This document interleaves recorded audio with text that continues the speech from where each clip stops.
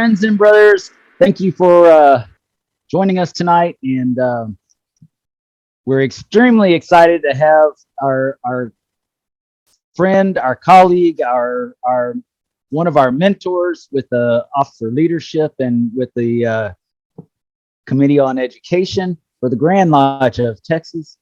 Cody Cockroft is the chairman, and he keeps me in line for sure, and allows Justin to tag along and have fun too. So thank you for coming, Cody. We are so grateful to have you on the show. It's just an exciting time for Freemasonry, and we are so happy to be a part of it, and we're glad that you've taken the helm and you're pushing Freemasonry a little bit further this year. Thank you for having me. So, Cody, I'm very curious before we get started. Is keeping Dennis in line part of the job description, or is it other duties as required? Well, I don't know who's a bigger victim of circumstance, he or I. So he's joined us only so recently, and I haven't been the chair too long. So I think we both have a lot to figure out. Okay. Well, Cody, right. I really appreciate you taking time out of your evening. I know you're extremely busy. However, I'm very excited about the conversation we're about to have. Cody, just to start off, tell us a little bit about yourself, please. Where are you from originally? So I'm originally from the hill country of Texas. I was born and raised in a town called Burnett, Texas. That's about 50 miles northwest of Austin. So I was a Burnett Bulldog. And you say it Burnett. In order to remember, you say Burnett. So people get pretty offended if you say Burnett. My mother still lives there. My brother lives there. That's where my father practiced his Freemasonry from Valley Lodge 175. But he was actually initiated, passed, and raised a sublime degree in Llano 242.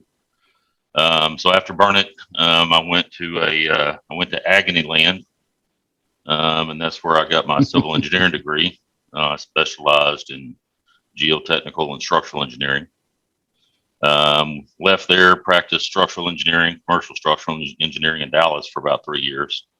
Left Dallas and got employed with the Lower Colorado River Authority in Austin. And since I was in Austin and I didn't have anything better to do, I joined that school there in Austin, UT Austin. That's where I got my master's degree. So from the Lower Colorado River Authority, I've worked there about 10 years. And then I jumped to Breeze and Nichols, my current employer. And they waved a carrot in front of me and said, "Hey, we'd like you to start a water resource design practice in Houston." So that was in the Q1 of 2009. So I've been in the Houston area since then. We set up shop here. We've grown that our business here in Houston from about 5 people to north of 180 people. Nice. Very cool. I am literally a dam engineer. I have my hands on all the large high hazard dams from the Lower Colorado to the Sabine River. So I like dirt, which engineers don't call it dirt, but I like dirt. I like concrete. I like steel, and I like things to sit still. So I make a pretty good civil engineer. Nice. So that's my story. Married to a wonderful woman by the name of Tina. Together, we have five boys. I have an oldest son who's 27 years old from my first wife. She has 3 grown boys from her first husband, and together we have a boy by the name of Quinlan, who's 16, who plays football here at Jordan High School for the Katy Independent School District. And by the way, he will be installed as the master counselor of the Imperial Demolay chapter next week, Tuesday. Very cool. Very cool. That is very cool. Yeah. That's a lot to unpack. Yeah. You know, you wouldn't think about it, but you know, when I was, how old was I? Back in 1998, I was offered a scholarship to SMU in their engineering department. I had to turn it down. But you wouldn't think it by having my personality. I do not sound like an engineer at all, do I? Well, it takes It's probably all kinds. it's probably better that I didn't. It's probably better that I didn't do that. Yeah, So y'all might be able to tolerate me anymore if I do. yeah. I don't think engineers are smarter than the next guy. They just have to be persistent. So work hard and do the right thing. And I'm privileged to do what I do because I truly believe that what I do benefits society. And ethics is very important in my business, my Masonic career, my professional career, very complementary. Yeah. So that knowing that you're an engineer makes a lot of sense. So I say that because my master's is in physics, and I've always observed that engineers, while very intelligent people, are also very analytical. They're extremely detail focused, and so that makes a lot of sense because working with you with OLT, I've noticed that you're very detail oriented. So that makes a lot of sense now. Yeah, I've been fortunate. I'm a vice president of the organization, and being this chair, you wear many hats like we do in lodge, right? So being secretary and being all these things, I haven't had to do those duties for some time. But my previous secretaries or assistants, whatever you want to call them, taught me well. So what got you into the fraternity, Cody? My dad lived and breathed Freemasonry, and he's from that old school where he never asked me to be a Mason, but he obviously taught a lot of people their work. And growing up, there was always a lot of peace officers at the house. Oftentimes, I'd see Dad sitting out in the street in their car. I didn't know what they were doing. But anyway, as I was growing up, a lot of those men looked upon me favorably. I admired those men, and they always looked after my family and me, my father, and so on and so forth. So I didn't know what Masonry was, but he did tell me one time. He said, "Look, if you ever join it, I think it'll do a lot of good for you." That's about the closest he ever got to invite me into it. So fast forwarding it a few years, when I moved to Houston, there was he was getting sick, real sick, and kind of a greedy situation for me. I said, well, I'm going to go ahead and jump into it to give him something to live for, because everybody else told me that he wouldn't be a Mason. So that's why I started it. I started it to keep him alive, right? To give him something to live for. Once you joined Freemasonry, and once your dad had gone, how did you feel like Masonry compared to what you had thought about it prior? Did you have any preconceptions going in that were or were not met, or how did that work out?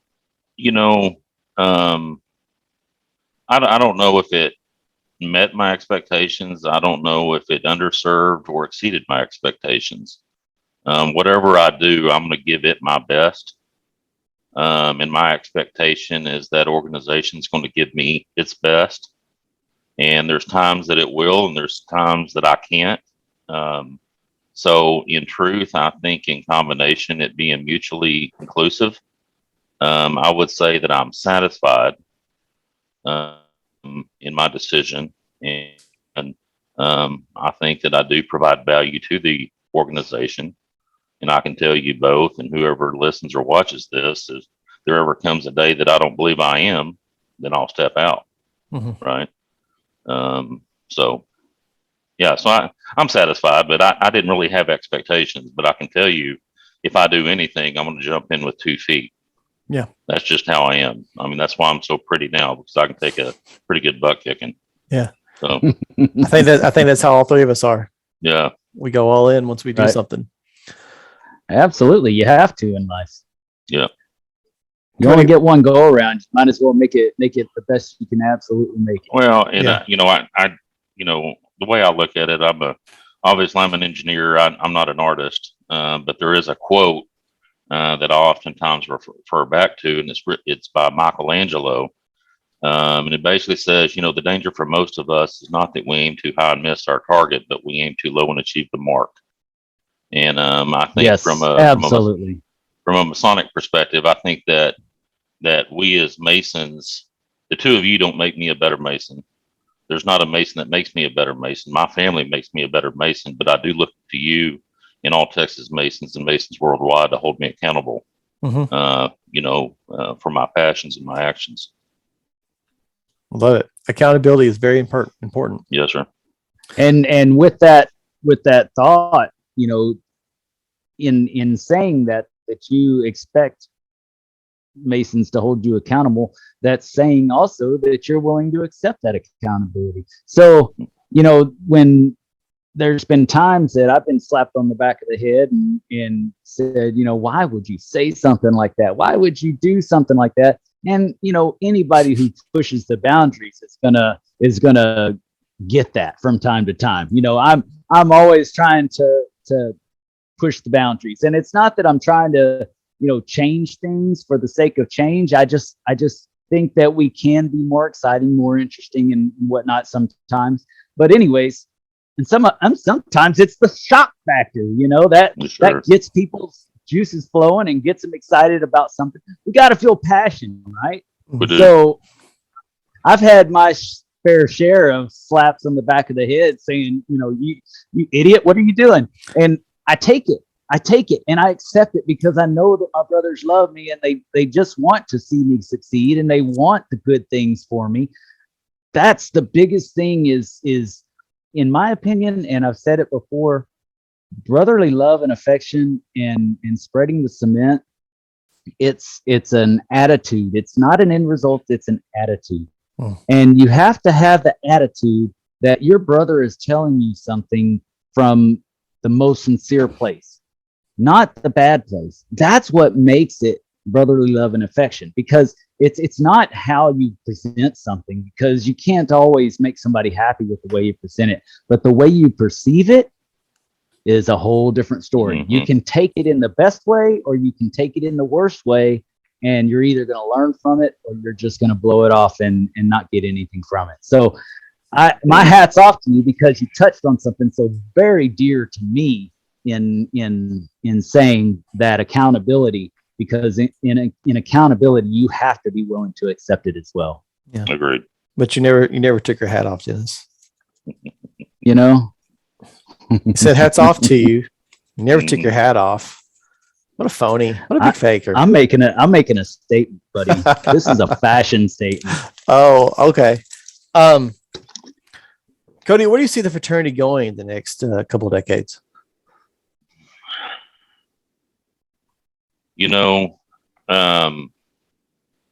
I don't know. Obviously, it can't remain where it's at, and I don't say that in a bad way. I don't think we're in a bad place at all. But wherever it goes, we need folks to embrace that. I look at things as we all have to have a common belief with an uncommon commitment, right? So the common belief is the principal tenets of Freemasonry, or the primary virtues of Freemasonry. And if we're all committed to that, we'll do great things wherever that may be. Mm-hmm. Does that mean that we're going to explode in numbers and double or quadruple our population today? Probably not. Does that mean that we're going to hit the bottom? Probably not. I think we overly concern ourselves with the quantity more so than the quality. Mm-hmm. So I'm not worried about the numbers. In truth, I would rather us to decline in numbers, and the quality of those low numbers are numbers of great men, as opposed to an explosion of quantity.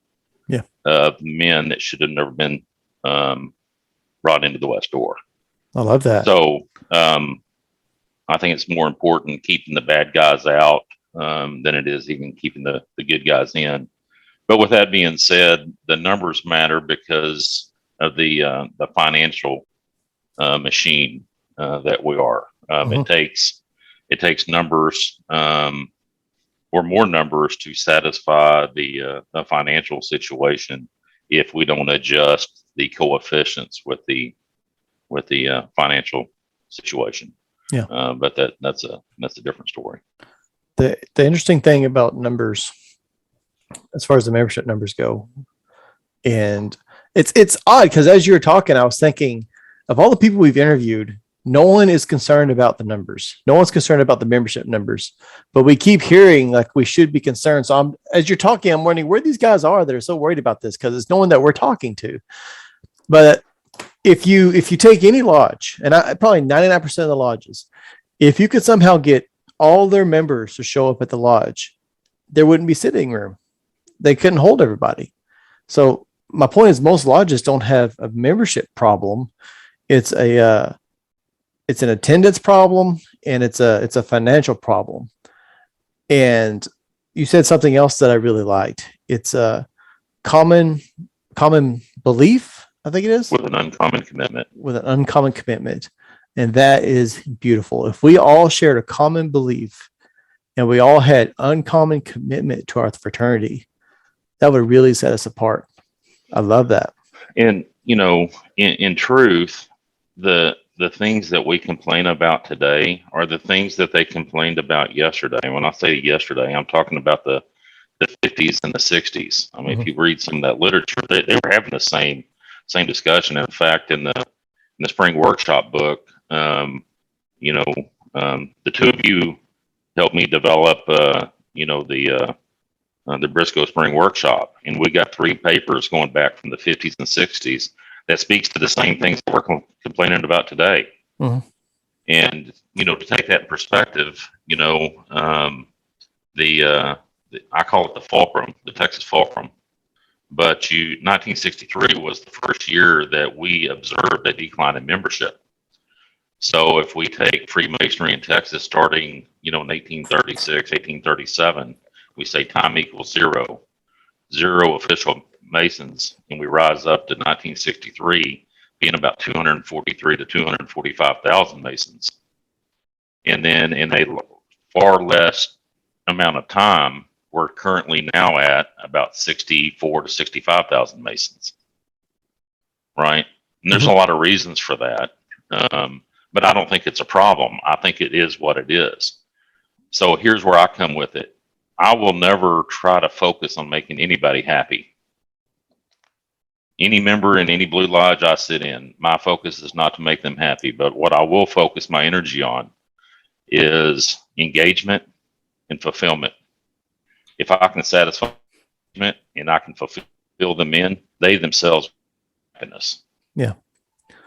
You remind me of a post I saw on Mesas of Texas, and I don't actually remember the post, but I saw a comment by Ruben Bazan, and I thought it was great.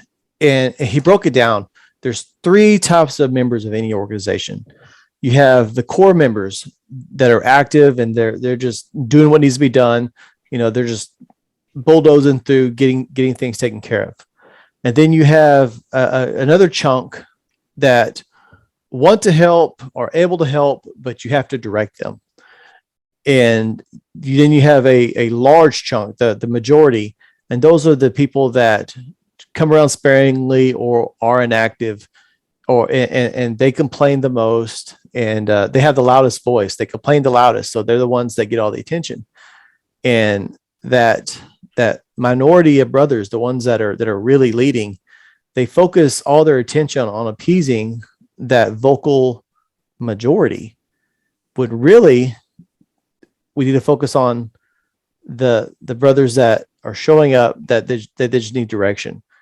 So I guess the takeaway is we need to focus on doing the things that we know need to be done, and less focus on trying to appease the people that frankly will never be happy no matter what you do anyway.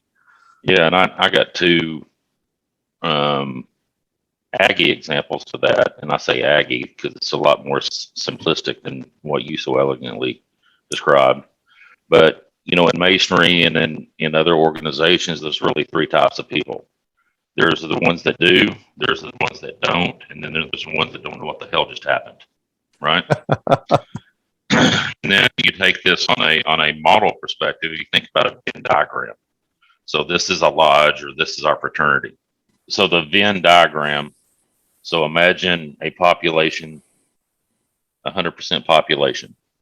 Mm-hmm. You got a 10% bubble of elitists, the ones that do, the leaders. Mhm. And then you got a 10% bubble of the critics, or the ones that are going to put everything in the too hard to deal with box. I will not focus my attention and my energy on the critics and the people that put everything in the too hard to deal with box, because I will grow that bubble with the 80% who I want to use to grow the elite bubble. I see. Right. So Yes. I think Yes. it's a behavior thing, and it's something that we can lead, because if we focus all our attention on the critics and everything else, you're not going to get anything done. They're critics because they didn't get anything done. And misery appreciates company. Right. Mhm. So it's just not worth my investment, my energy. That's a very good point. Well, and with that being said, I in my mind, what I see is that's the epitome of officer leadership training. So you've got so many brothers that are there because they really want to learn how to help their lodges, and then you've got some that just are there because their lodge told them they had to go. At least that's what they say. They use that as their excuse, and then you got some that are just indifferent or whatever. But what's so cool at officer leadership is that you sit here and you watch, and not even like I just sat on the sidelines and I just watched last year, and I just watched people all around, and you could see the guys who got it. You could see those 10% just kind of raising above the rest of the crowd, and you could see who's going to be the future leaders of our fraternity, and you could see who would be doing the podcast, who would be running their lodge, who would be a DDGM one day probably. It's so inspiring to see that in such a large level, and really it should be much larger, but we have what we have, but we have such a large level of participants with officer leadership training, and you see the guys that are rising to the occasion, and they're really enjoying what they're doing. They're feeding off of their tables. They're feeding off of the speakers. It's just really an awesome thing to see, to be able to witness that firsthand, because a lot of times we're stuck in our lodges and all we see is who we know, and we feel like the world is coming down on us because the lodge isn't working the way we think it should work or whatever. Or we don't feel like inspired or whatever from our lodge, or we don't feel like our lodge is inspired by us, and they just we feel like they're just turning a deaf ear to us or whatever. But you get into these officer leadership deals, and everybody is from a different lodge, everybody's from a different area, and they get in together and nobody knows each other, and that's your truest personality right there, right? Because you really see who's really going for it and who's just going to sit back inside and watch everybody else. But being able to watch that and watch it percolate and watch people grow over that weekend, oh my gosh. Thank you for letting me be a part of the Committee on Education because of that very thing. If you're bummed out, go to one of these. Officer leadership training is so cool to see that happen. I just had to. Well, it's one of my favorite things, guys. I'm sorry. Well, sure. I mean, and I think to be successful, you have to be passionate about something. And I'll ask you gentlemen a question. What are the 4 ingredients for fire? Air. Oh my goodness. You have to have something to actually burn. You have to have all that fuel. All that right. fuel. Yeah, the fuel. You have to have the fuel, the ignition, you have to have the Y'all fan, got three the- of them. the- You got you three got of to them. fan the flames. Golly, now I feel stupid. Okay. A So lot of that's heat. Thanks, really, Cody. Thanks, well- Cody. This is my show. You're supposed to make me Yeah. feel smart. Well, No, well. just So kidding. really, what No, the I reason love I it. asked Go ahead. that it's not meant Go to be a ahead. trick question, but it No. is what I'm trying to base officer leadership on. Is we need to be the igniter, right? We Yes. need to be the igniter because all Masons have a responsibility to bring masonry to the Mason. The man brought himself as the man to masonry. Yes. And oftentimes, too many times, we don't bring that masonry to the Mason because these men are hungry. So what I want officer leadership to be, and this is the fourth component to fire. If you want fire to live, it has to move. If you keep a fire Good. contained, Yes. it won't remain a fire, right? It's true. So Right. if we can give them the tools and the education and the confidence to lead their lodges, it will move. Yes. You know, they will practice masonry outside their own four walls. Mhm. You know, Yes. and so that the definition of fire, the four ingredients of fires, is essentially the basis on how I want to launch officer leadership training this year. I love it. Yes. Exactly. That's how it happened in Goliad. Anyways, that's how I have it. Yes, sir. I understand. I had to Man. say that because when I got to Goliad, I would always say, "Well, the way we did it in McKinney," and they used to get so mad. So now I Yeah. always say, "Well, in Goliad, we do it this." But seriously, there were several of us that went to the leadership training, and now we have officers go every year, and Sure. and it makes a difference. And now our whole district is stronger because of the brothers who took the time to fuel the passion that they had inside, or to ignite the passion that they had inside, and then they started moving around, meeting more people, learning more things, and now it just benefits our area more than ever. And Our area is stronger because of all the other areas well, sure. we grab information from. That's the perspective that I value. You know, Yes. I've been blessed. You know, this is my third year helping the committee. This is my second. Well, actually, it's my fourth year to help the committee. My first 2 years, I was just asked to, you know, like a good master mason, doesn't utilize the word no. So I got called in to be a speaker a couple of times, but every time I go, and especially the last 2 years, last year I was actually a committee member, this year being the chair. I learn more from the people who attend than I suspect that they learn from me. And I love the Yes. perspective because the situations and the culture that we have in Houston is different than we have in North Texas, which is different than in South Texas. None of us are better and none of us are worse. We have a different culture about us.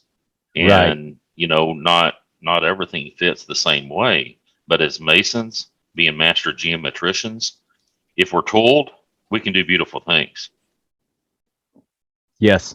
And not only that, but with today's day and age, we have people moving around and working from home and living all over the place. You have transplants and implants in every city, and even down in Goliad, got people that are retiring into Goliad, and they come from a different culture, a different Sure. dynamic.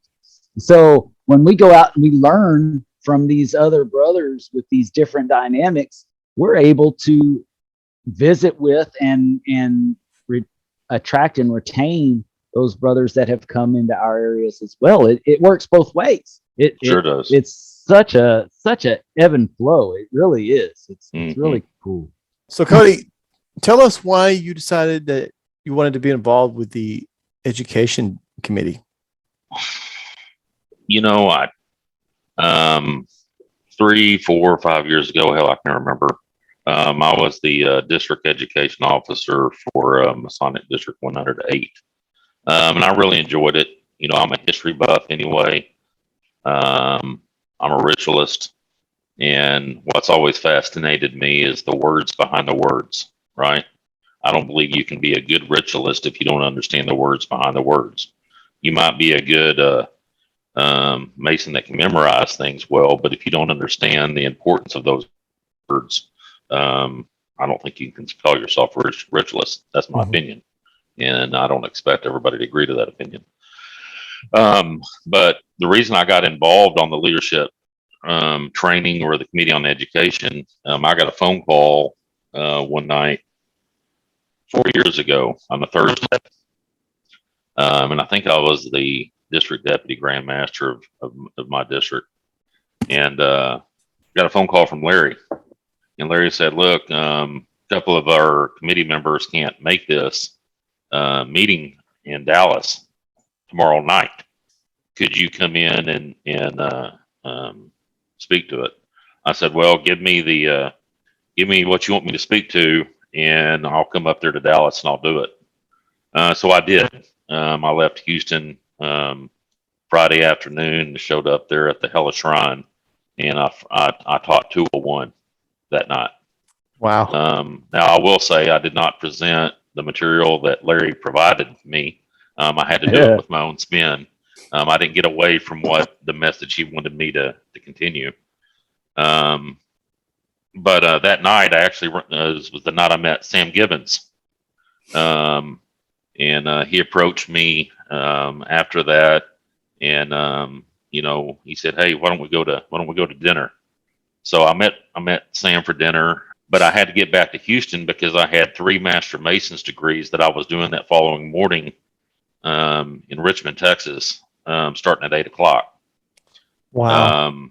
So anyway, I don't know if the audience enjoyed what I gave them, but I thoroughly enjoyed delivering the message.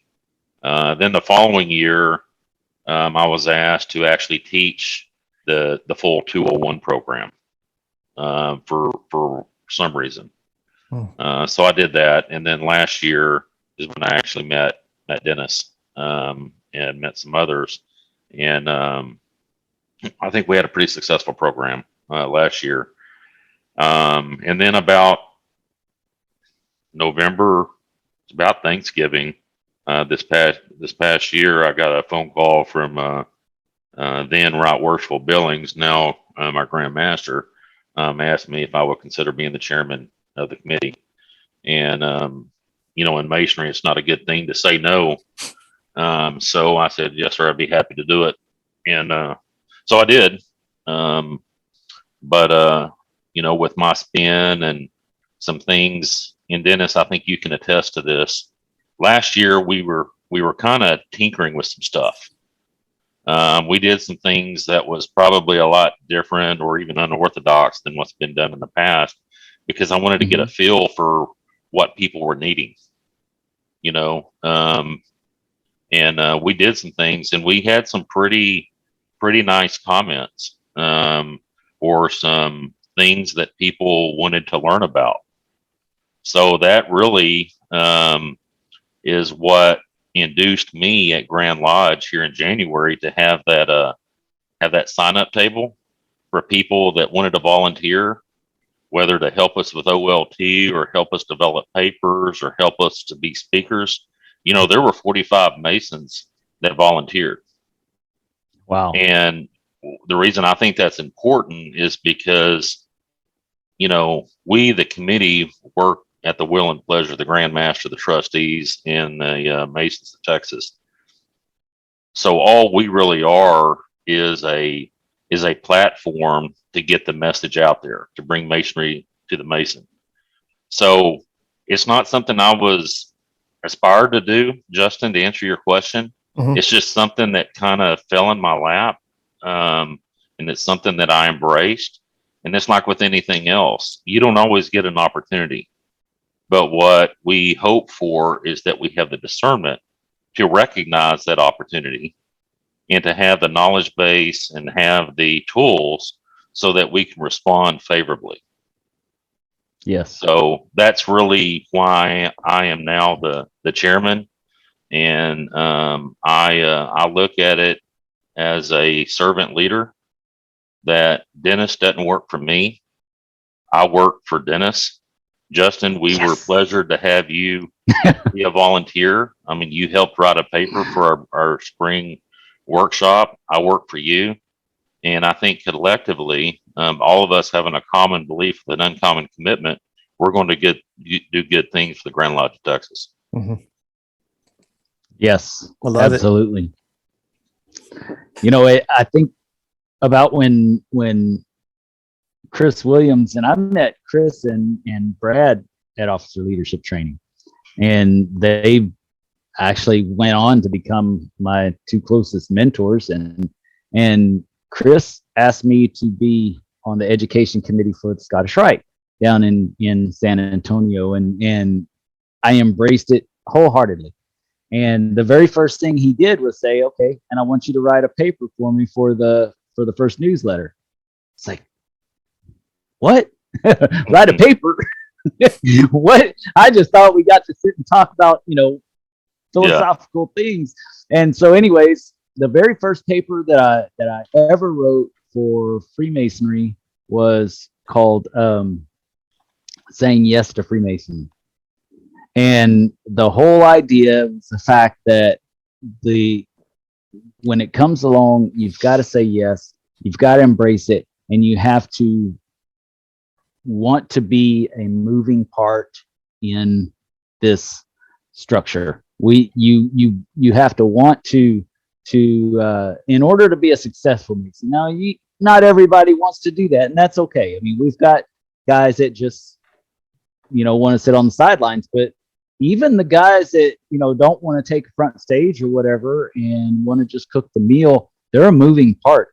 And Sure. they said yes. So every part is a valuable moving part as long as you show up and be a part. And so, I wholeheartedly understand and agree with you on saying yes. And since I said yes the first time, it's just snowballed into where we are now, which is just amazing. It's been an amazing ride. Doing the podcast, knowing brothers like you and getting to work with brothers like you. I mean, I couldn't ask for a better Masonic experience, being able to travel the state and talk to people and Sure. just get to, man, talk about what I signed up for. Golly. Yeah. I think y'all are providing a valuable service to the Texas Masons, and I applaud you both. But I would like to speak to yes. And it's something I'm seeing a lot. And I'm not the most experienced Mason. But what I am seeing a lot of is there's a lot of people saying yes for the purpose of title. And they're not Well, saying that's true. yes because they're willing to get some dirt under their fingernails and do what it takes to accomplish yes. Yep. Right. And I'm not saying we It takes have a lot of miles. well, it takes a lot of miles. It takes a lot of sweat. Mentally and physically. Sure yes, it does. yes. Sure it does. And again, I would rather somebody tell me no, right? And there's your gentleman's agreement, as opposed to a master mason telling me yes and not doing it, and then not giving me the courtesy of an explanation that he couldn't do it. That happens a lot, and that needs to end. I agree. We should all know our boundaries and our limits, and Well, sure we do.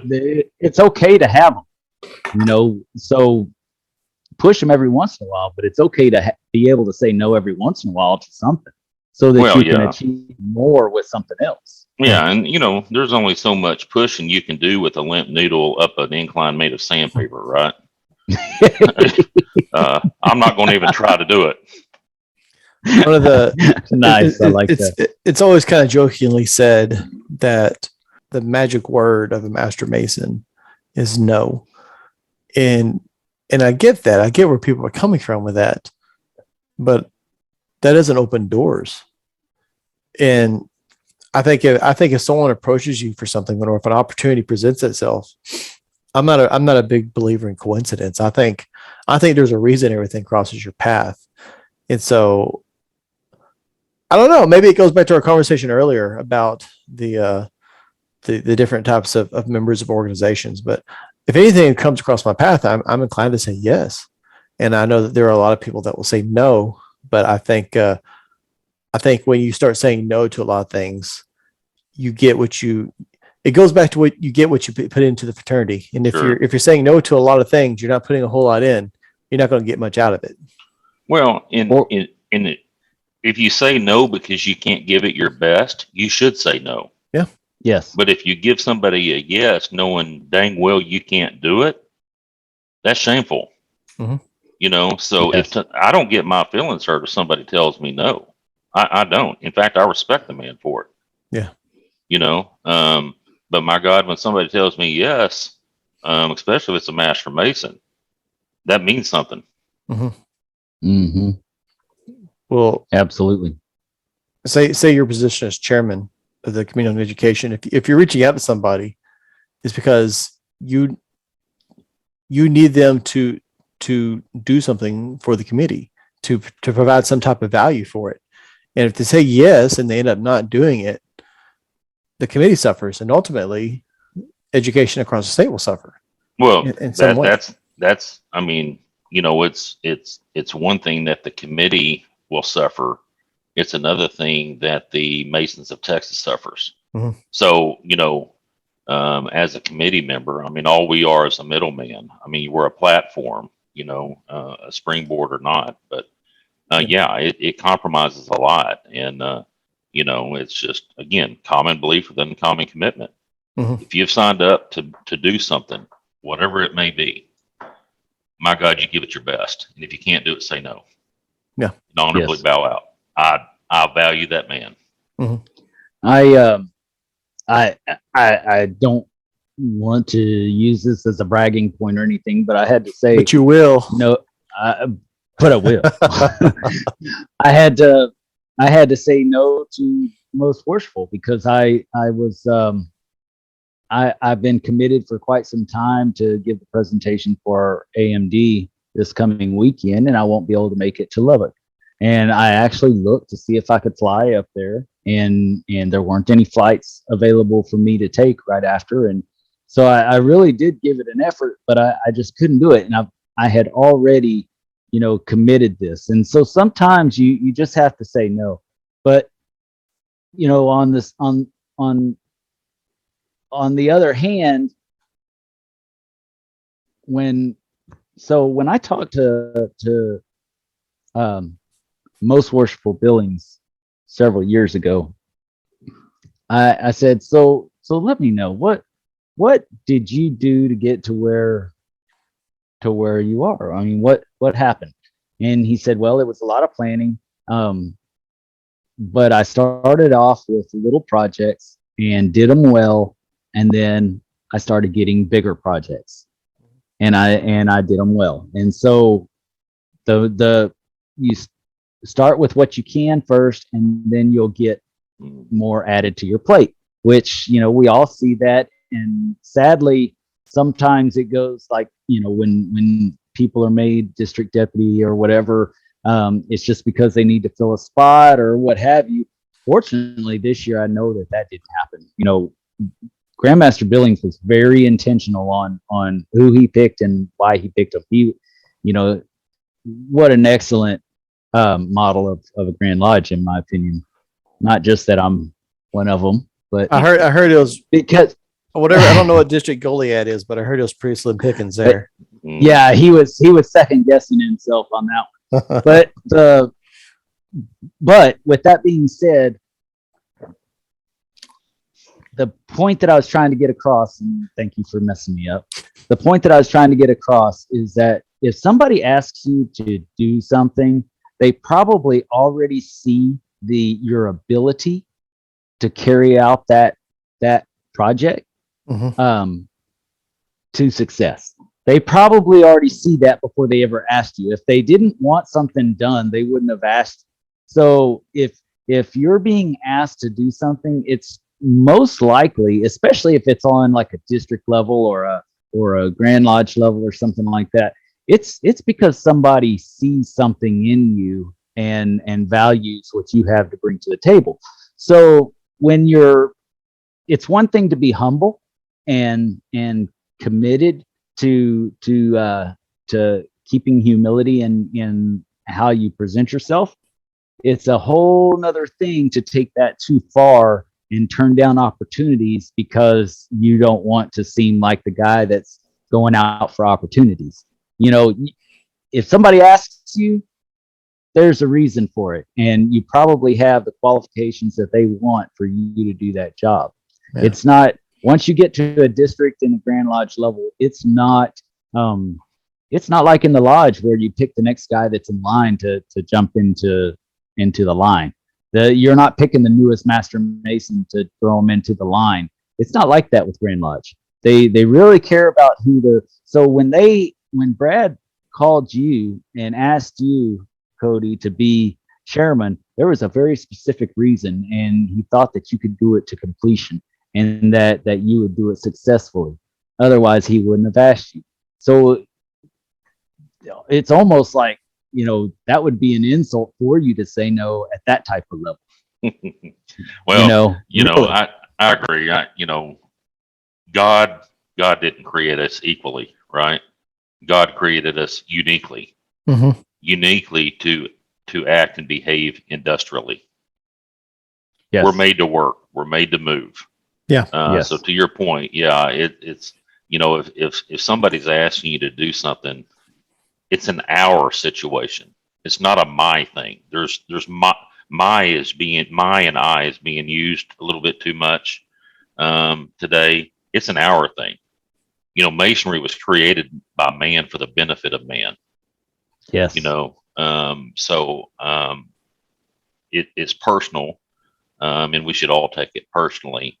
And when you make a personal commitment, I think y'all know where I stand on that. I would expect a man to meet that commitment. Cody, let's talk about officer leadership training. Let's start off just talking about what dates we're looking at so far this year, sure. Where they're going to be at. Sure. So as of today, it's registration's live. Talked with Right Worshipful Duty and Jason Kofelt. They're live. So yes. It's going to be unlike it has in the past.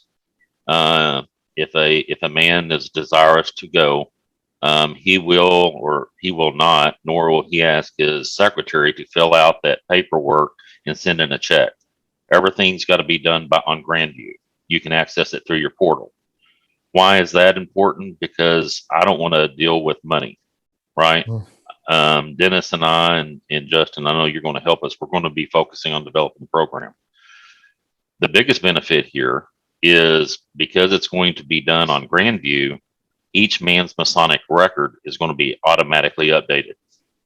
Very cool. How many brothers do we know that have gone through OLT or live yes. training and their secretary didn't update their Masonic records? So when they try to satisfy Article 276A, they say, well, you didn't take it. Well, yes, I did. Well, no, I didn't. And the best thing they can do is show a certificate of OLT with the Grand Master of the year that he took it. Right. So I think that's a real good thing. And I have to take my hat off to Right Worshipful Duty. This is just yet another example of the great things that he's done for that office and for the absolutely Texas. But to Houston's going to be the first program. It's currently scheduled for 29 through 31 July. There is a cutoff date that is 2 weeks prior to that date. So that's going to be a hard stop because we're going to be focused on officer leadership, not the administration hassle. They're when people get their name tags. Yeah, that's a nightmare. Yeah, it is a nightmare. It's a distraction. And, or it was. It was. Now it won't. But you know how it is. No good plan passes their first exposure to reality. I suspect there will be some exceptions, but sure, there'll be a hiccup. So the next one will be in Waco. That will be August 5th through the 7th, and that's going to be at the Lee Lockwood. And that reminds me, I didn't say where Houston's going to be. Houston's going to be at the Arabia Shrine. So it's going to be a big facility, and I believe Holland Lodge is going to be having their festive board on that Saturday. So I think there's a Oh, good nice. opportunity to bring a lot of Masons together in Houston. Yes, that was a That'd be fun good thing. time last year Yeah, too. Yes. Absolutely. So we're moving it from Lubbock to Amarillo this year. We've been working with the shrine up there in Amarillo. They're pretty excited by that. And in fact, I think we had more people at officer leadership in Lubbock from Amarillo than we did from Lubbock last year. But those Very days cool. are going to be August 12th through the 14th. And then Fort Worth, we are not going to be having it at the Hella Shrine. We're going to be having it at the Fort Worth Temple. Ooh, nice. Interesting about that is that's where Masonicon is going to be. Mhm. So it's going to be another opportunity to bring a lot of Masons together. And then we're going to wrap everything up in Corpus Christi, but it will not be at the Omni. There was a scheduling conflict, and the shrine there in Corpus was very gracious to us, and they're going to turn over their facilities for us then. I do understand there at Corpus they are going to have the degree on the battleship. So with some of the revenue that we're hoping to make out of this, we're going to be able to rent a bus and bus everybody to the thing. Now, there's two things I want to bring out here. Is the cost have increased a little bit. So the cost right now is going to be $250 a head. Last year it was $220, but the cost of food and so on and so forth, it's something real. Mhm. And it's going to be quality food this year. It's going to be quality food. You got to brag about that a little bit. Yeah, I'm excited for that too. I'm convinced that Masonry, there's three things. You have to have all three. You can't have two. You have to have fun. Somebody's got to learn something. And you got to eat well. People can disagree with me, but I am sick of looking at the reviews that people have on officer leadership. And there's one common denominator in all of them at all locations is that the food was less than desirable. That ends this year. Okay. Very nice. What's going to be interesting with this year is those folks that came before us, Right Worshipful Griffin, Larry, and so on and so forth. They've done an outstanding job. But what I have observed is that we, from an officer leadership training, we've been focusing too much on management. We're going to have management this year, but I'm going to tell you right now, the focus is going to be on leadership. And management is going to be complementary to leadership. So you're going to see some different programs this year that you haven't seen before. For example, in Officer Leadership 201, we're going to have a program on strategies to run an effective lodge meeting. I think a lot of our lodges would benefit from that. Yes, they would. So we're going to try that, but we're also going to offer something else this year. And if it's Dennis and I have talked about this is going to be kind of a year of discovery. We're going to introduce another class on Saturday only. So for $75, you get breakfast, you get all the snacks, you get the lunch. But there's going to be 3 or 4 additional programs that we're calling additional lodge leadership training. It's a 1 day only class. And in this training, what we're going to be focusing on is Masonic etiquette and decorum, parliamentary procedures, lodge budgeting and fundraising strategies. And what's going to be interesting about it, and we still got to work out the details, is that these classes on Saturday are going to be running simultaneously with 101 and 201. And if you're somebody that thinks you know everything that you need to know about balloting from 101, you can attend this additional lodge leadership training and potentially take in Masonic etiquette decorum, because that's what you think your lodge would benefit from, and still have a viable certificate. Now, if you're one of the guys that pays $75 to attend only additional lodge leadership training, you're not going to get a certificate. But if we're successful with this program, and with the permission of the trustees next year, we can potentially transform this into a 301 class, and it being a full weekend class. So we're going to try some things this year. We're going to fail some things, but I think we're going to have some success. But if we're successful, our financial calculations, we want to increase the participation between 25 and 40%. Again, bring in masonry to the mason. So over the last 5 years, we've averaged between about 400 425 people at all 5 locations. I would consider it a very successful year if we go north of 550 to 600. Mhm. And we got the room to do that. Yes. Yeah. Yes. That's most especially. Yes. I'm excited. I'm really excited to attend them this year. Let me ask you this. You talked a lot about the different approach that you're taking this year and where and when you need to go if you're going to go there for just regular Master Mason sitting that might be listening. Let me back up, reword this. For a Master Mason that might be listening or watch this, the question I want to ask is, why should I, as a Master Mason, go to an OLT? How will that benefit me?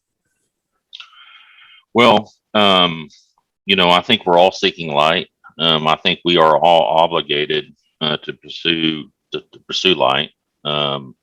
And you might not even know what you're missing. Mm-hmm. You might not know what you're missing. There are some lodges out there that are doing great things. They might be, their mission in life or their vision for their lodge might be nothing more than doing great fundraising. Mm-hmm. Their ritual might be piss poor, right? But my God, they lead the herd in fundraising. Yeah. Well, if you're somebody that is having some problems keeping your lights on, there might be a benefit in you learning from those men at that lodge to understand what they're doing, right? It only takes a couple of generations, a couple of masters for a lodge to kind of lose itself. Y'all have heard the stories that there's been some lodges that are very good ritual lodges, and then they get a couple of worshipful masters that didn't care about the ritual. Well, in 2 or 3 years, they've lost it. Yeah. And they don't even know what they're doing wrong anymore. How many lodges have y'all sat in and somebody seconds emotion on the floor and they don't even get up to recognize themselves? Not only is that, in my opinion, poor, but that is not being sincere to the secretary. Yeah. Right? You want to stand up and be recognized, and I say be recognized by the worshipful master in part to slow it down so that secretary can take viable notes. Yeah. Yeah. So you might not even know that you're doing wrong if you didn't know that you were doing wrong. Yeah. So, right. There's 2 examples, but also balloting. It can be very complicated on what does these 2 balls mean versus these 5, Mm-hmm. right? So there's value in that. Being taught how to read the law book. There's value in that. Yes. It blows me away that our law book is that thick. And it's unfortunate that it's that thick because that kind of tells you where we've been, right? Yeah. But because it's that thick, there's value in getting appreciation that 80% of the issues that you're going to deal with are going to be within this much of it.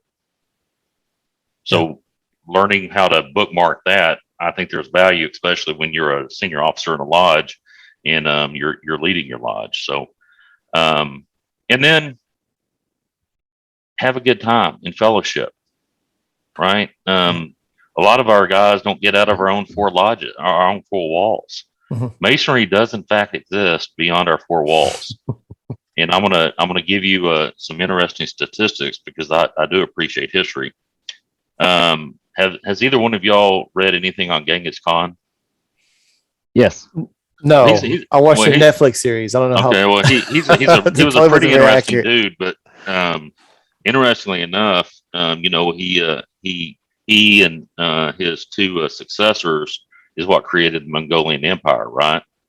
And what the empire was before it was an empire was this essentially a series of tribes Mhm. that fought each other. They stayed within their own tents, and they just didn't have the wherewithal to communicate and to do great things. Well, he figured it out. He said, if we're going to do great things, the tribes need to come together, right? And if you think about that, within 88 years, from 1206 to 1309 or something else like that, they went from 1.5 million people to 9.3 million people and increased the surface area of their empire by 500%. Wow. That story right there, that reference is what I coined that common belief with an uncommon commitment. Mm-hmm.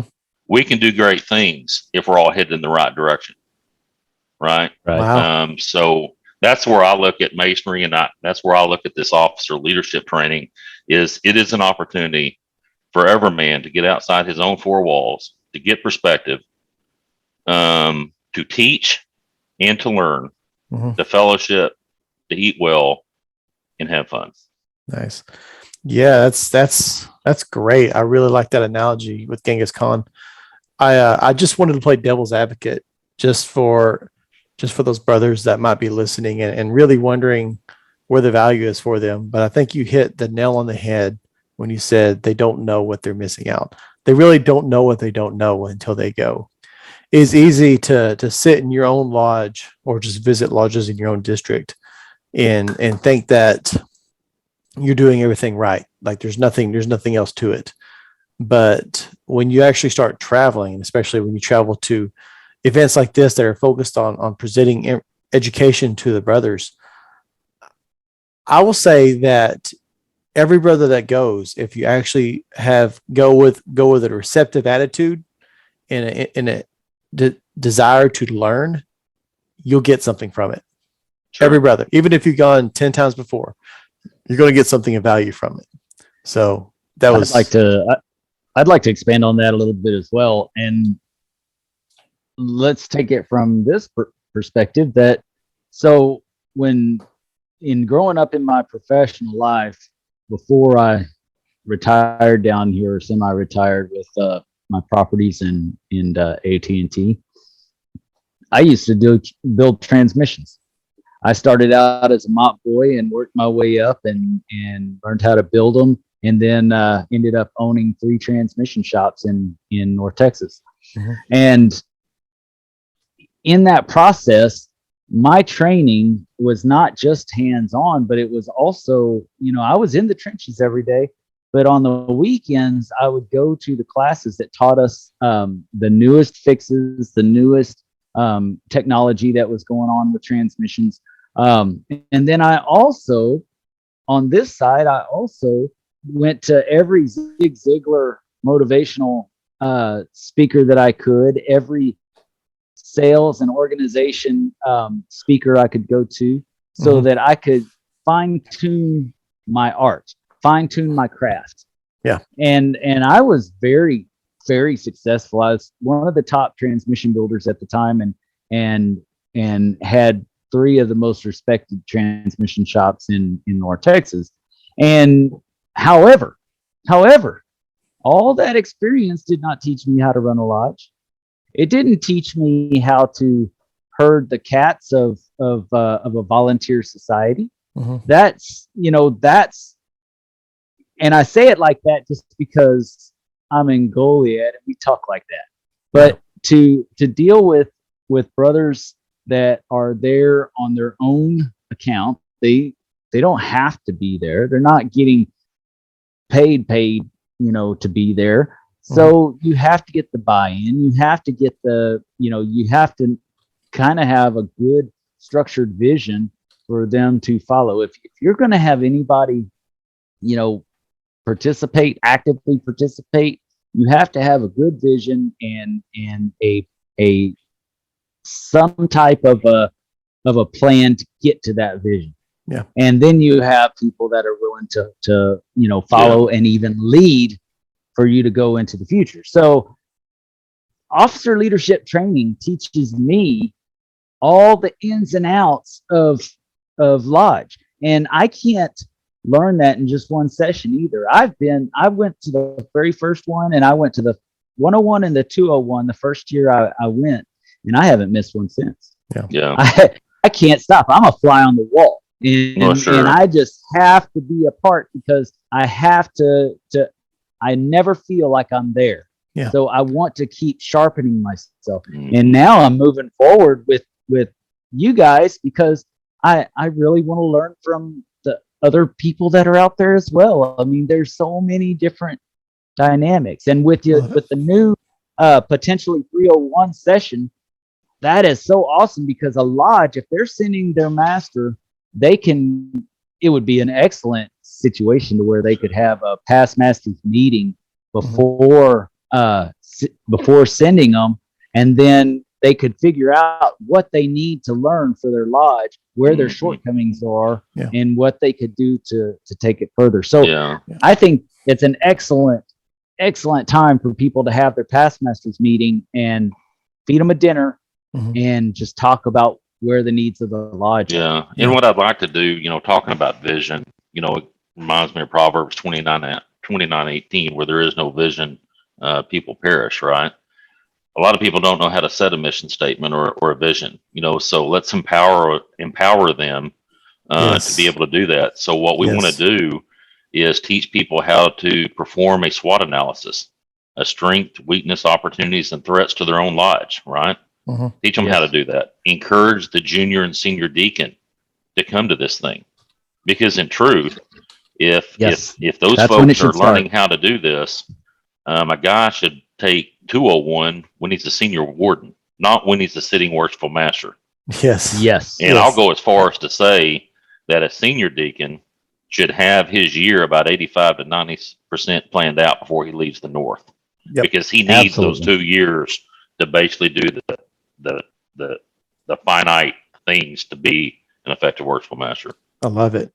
Well, brothers, man, I mean, we could talk longer, but for editing purposes and my own sanity, we're gonna wrap it up here. But we should definitely do this again sometime, because I know there's a lot of content that we still could unpack. Cody, thank you so much for coming this evening. I appreciate your sharing your knowledge. I appreciate your service to our fraternity and the education committee. Dennis, good job, man. You did great. Well, thank y'all for having me. Yes, sir. Yes. Thank you.